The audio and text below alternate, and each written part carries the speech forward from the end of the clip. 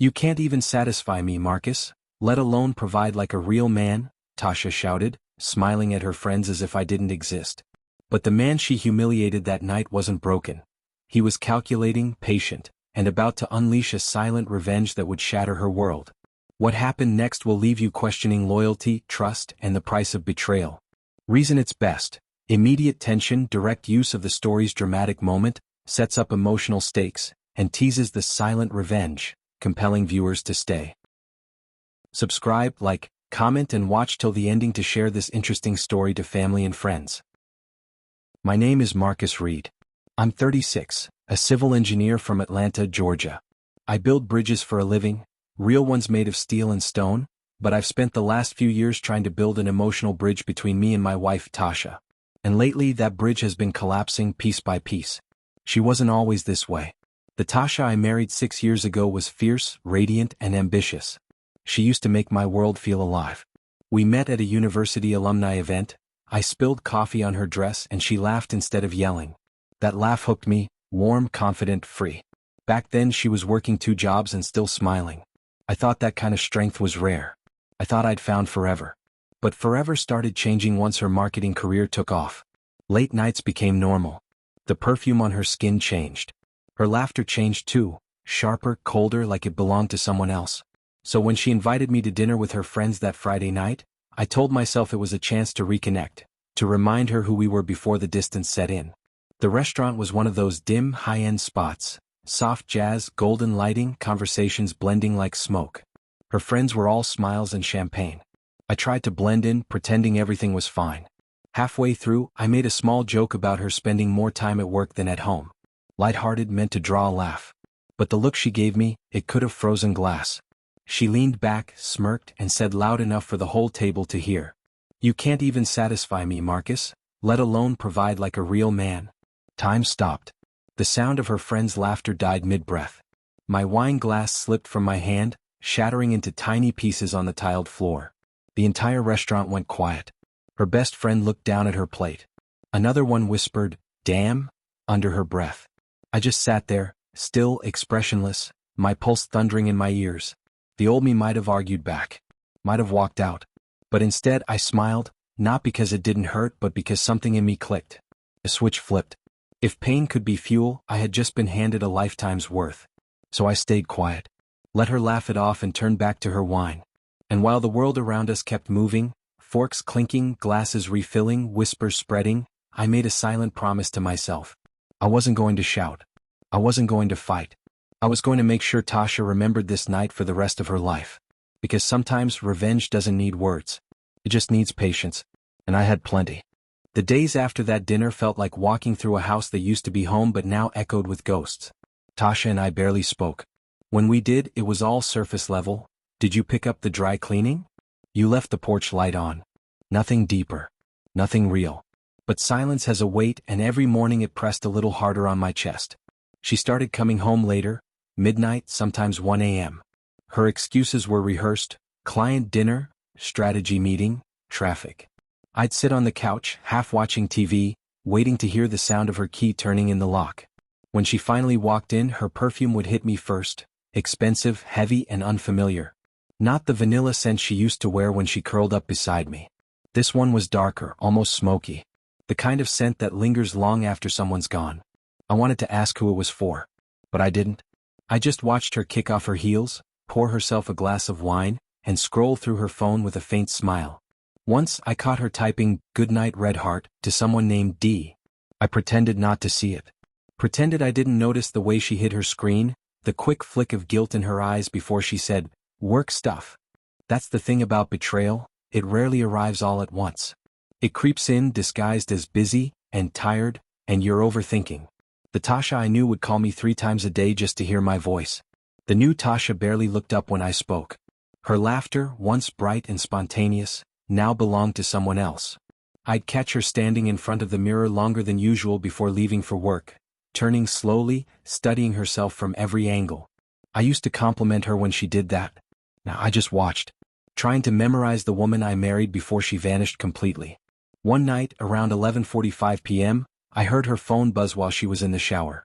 I shouldn't have looked. But curiosity and pain are cousins. They moved together. The message was short. Can't wait to see you again. Fire. No name at the top. Just a number I didn't recognize. I locked the phone and set it back exactly where it was. When she came out of the shower, steam following her, I smiled and said nothing. She smiled too, that same hollow, distant smile, and kissed my cheek like everything was fine. That's when I started piecing things together. The late nights. The perfume. The laughter over text. It wasn't just work. It was someone. Someone who made her forget that I existed. But I wasn't angry anymore, not yet. Just cold. Focused. Engineers fix what's broken, but when something can't be fixed, we dismantle it, carefully, piece by piece. And that's exactly what I plan to do. Please click the subscribe button.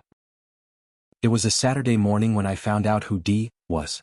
The sun was spilling through the blinds, catching the dust in the air, the kind of quiet light that usually feels peaceful. But that morning, it felt like a spotlight on my ignorance. Tasha was still asleep, her phone on the nightstand, face down. My heart thudded like a drum when it buzzed. One new message. I didn't touch it immediately, I just stared at it, listening to her soft breathing beside me. Then, almost without realizing it, I picked it up and opened the thread. D. Last night was unforgettable.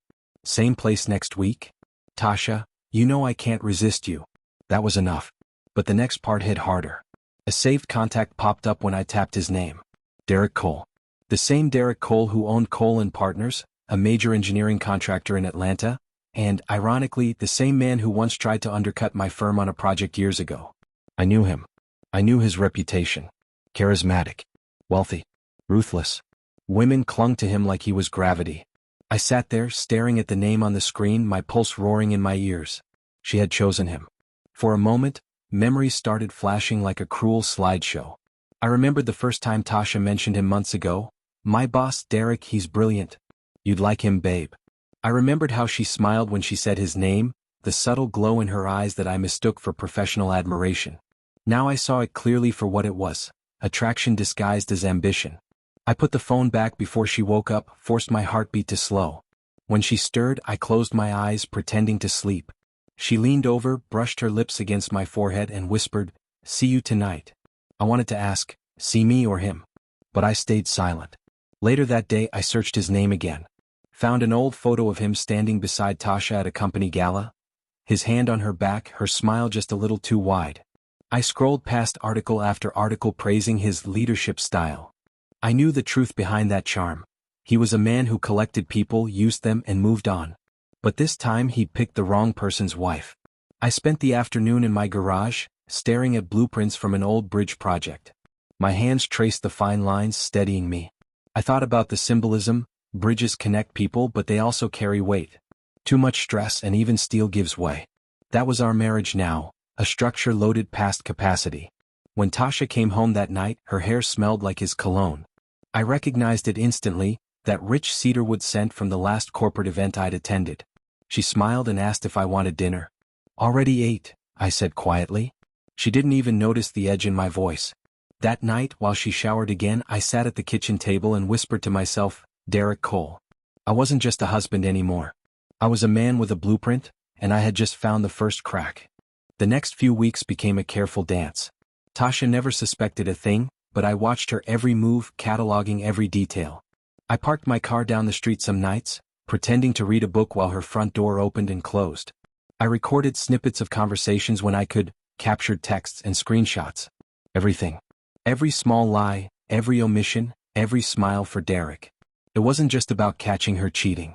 It was about understanding her, understanding them. Betrayal has a rhythm. It's predictable, like a train that always arrives late at night. And I intended to know that rhythm better than she ever knew mine. One evening I found myself rifling through our old photo albums, the ones she thought I never looked at. I paused at a picture of our honeymoon, her in that white sundress, sunburned shoulders, laughing as I tried to hold the camera steady. The Tasha in that photo seemed like a stranger now. She wasn't the woman lying to me tonight, sneaking messages while I pretended to sleep. She was bright, fearless, and unguarded. I realized then why I had stayed silent at that dinner where she humiliated me. Anger is loud. Revenge is quiet, deliberate. My father had told me once, after my mother walked out with another man, "Don't rush, Marcus. Pain fades but strategy lasts." I understood that now. Tasha began transferring money from our joint account without telling me. Just a few hundred here, a few thousand there. I noticed the discrepancies but never mentioned them. Instead, I tracked them, logged them, created spreadsheets. Every financial maneuver, every hidden transaction, became a thread in the web I was quietly weaving. She also started spending more time at Derek's apartment.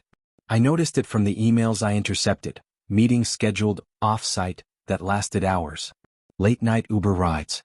The smell of his cologne lingering on her clothes even after she showered.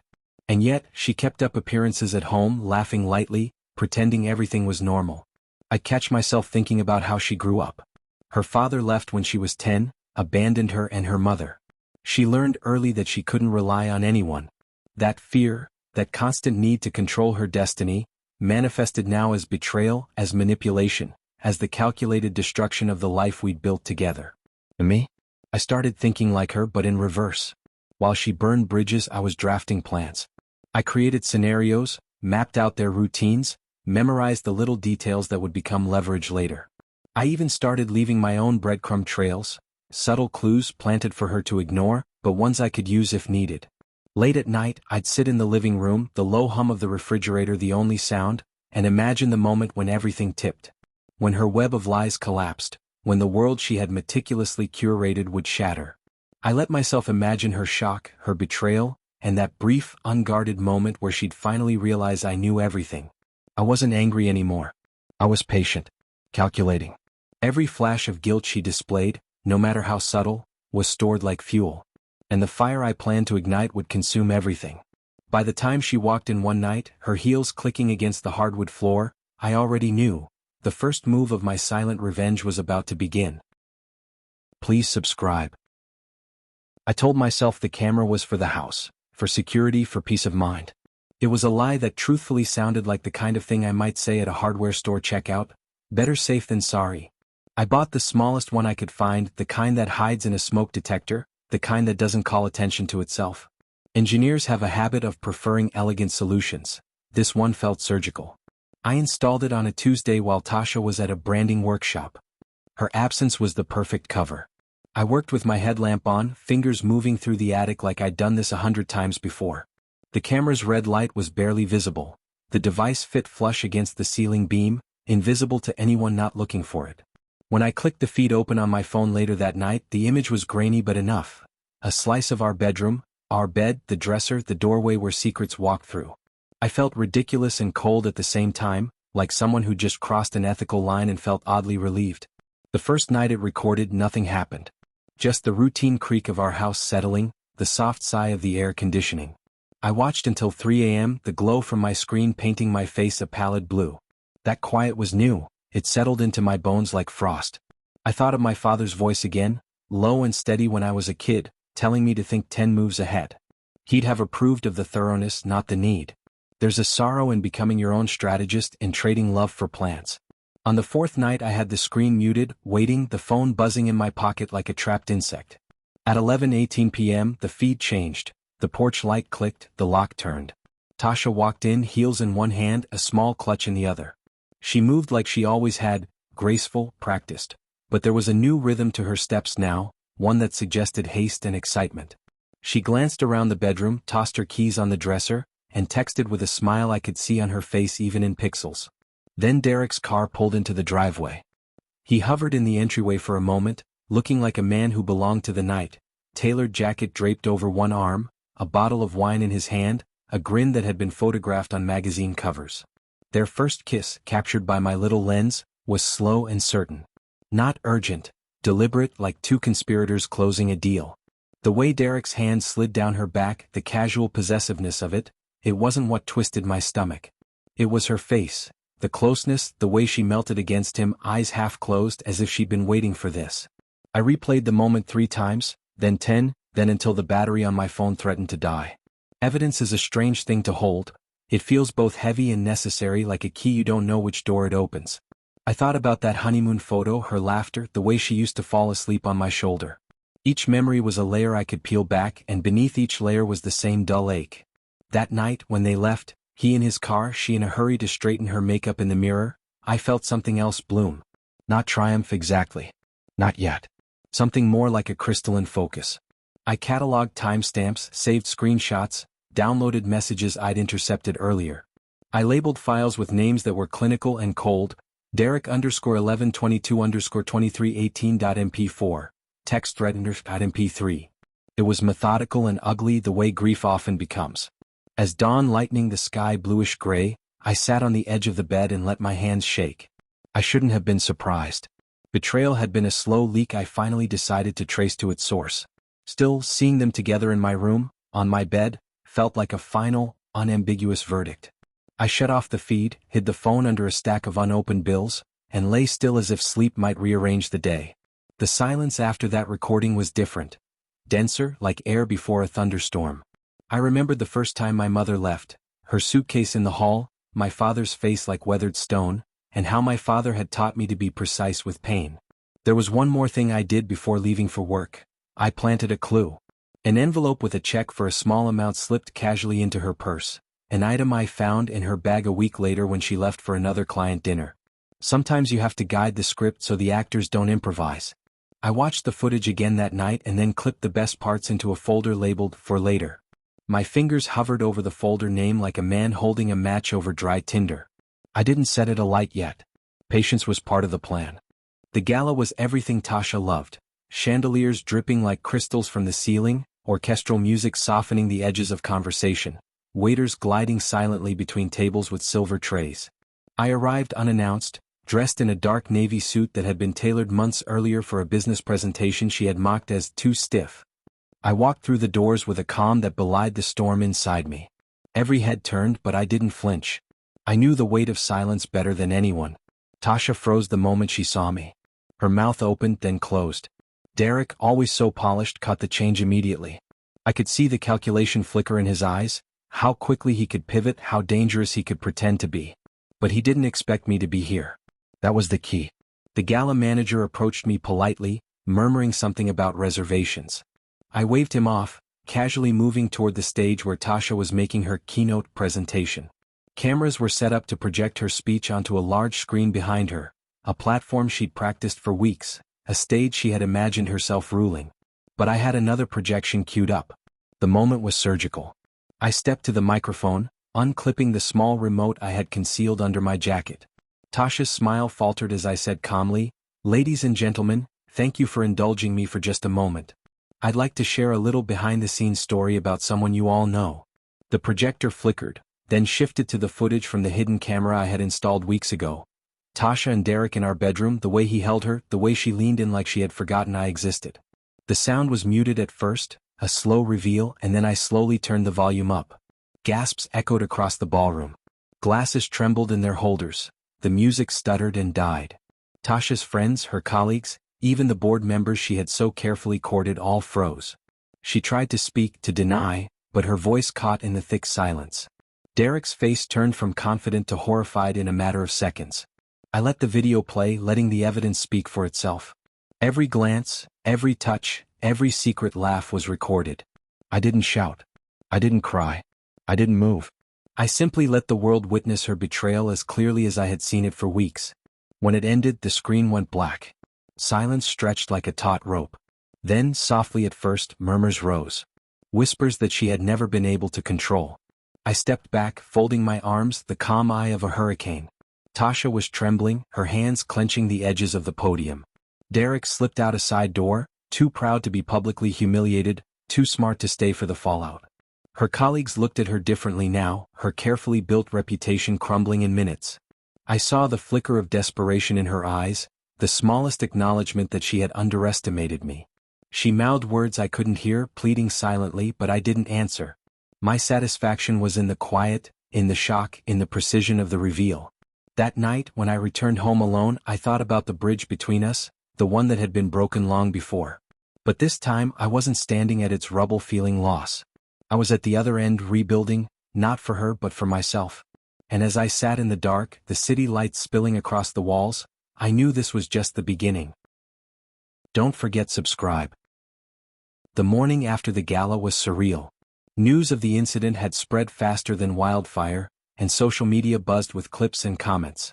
Tasha's friends whispered in office hallways, some avoided her entirely. Derek's reputation was quietly damaged. Corporate rumors and gossip were already forming around him. Tasha woke up in the quiet of our home, realizing I hadn't returned. No words. No comfort. Just absence. She opened her laptop and saw the transfers I had executed weeks earlier. All our joint savings, all accounts in my name, all legally arranged under the contracts she'd signed without noticing. Panic spread across her face. She dialed my number, blocked, deleted, ignored.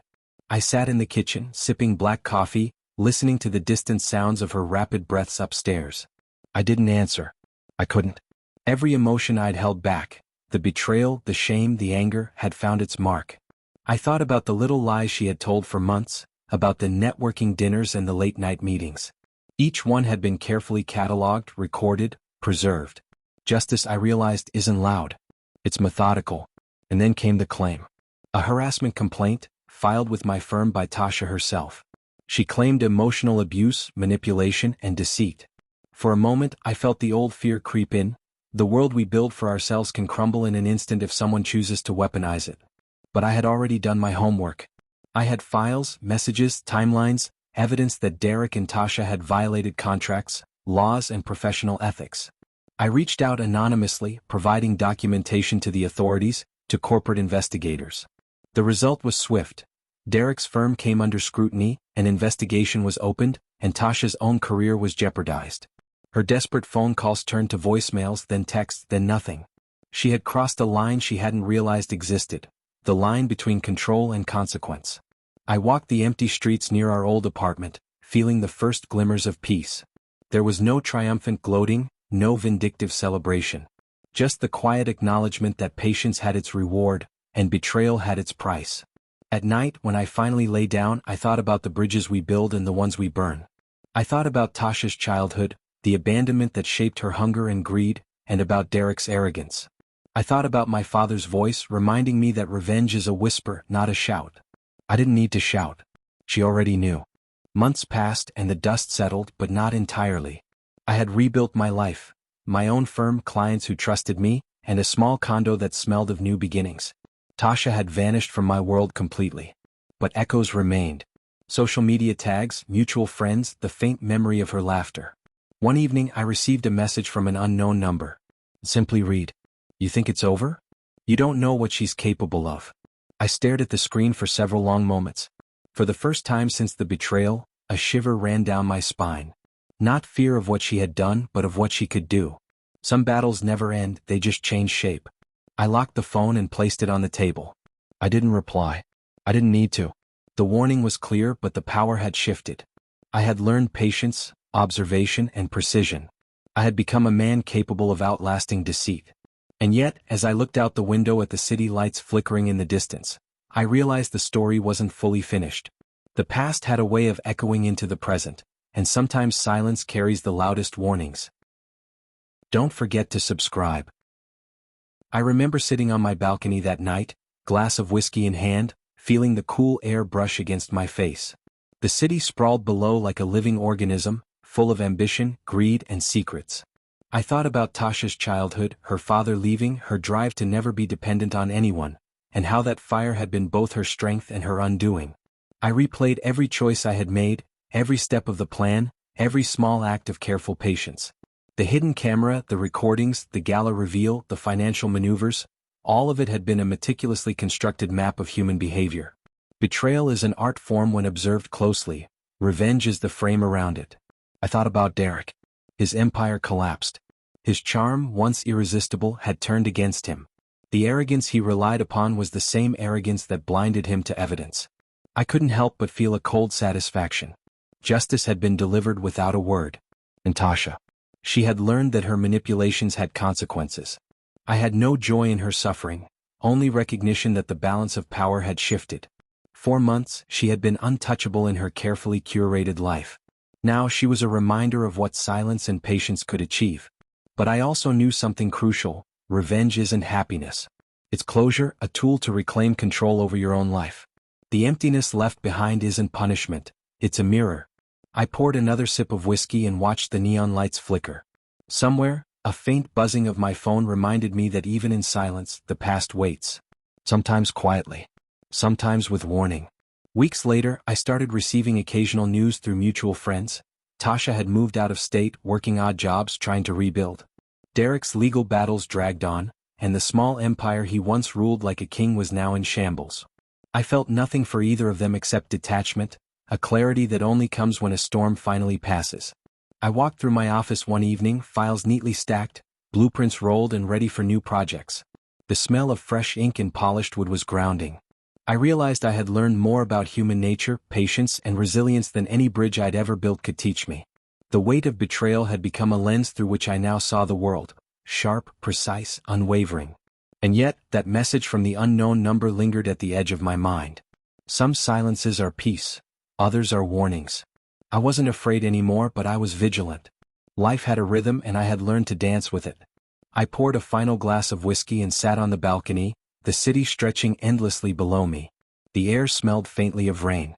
I knew that the story could continue in one way or another. Some battles never truly end, but now I was ready for whatever came next. Calm, patient, and prepared. For now, the silence was mine, a quiet peace earned through observation, patience, and calculated restraint. The city carried on below, oblivious as I watched, ever aware that some warnings are carried in the quietest moments, and the loudest lessons are learned in silence. Subscribe, like, comment, and share for more interesting stories.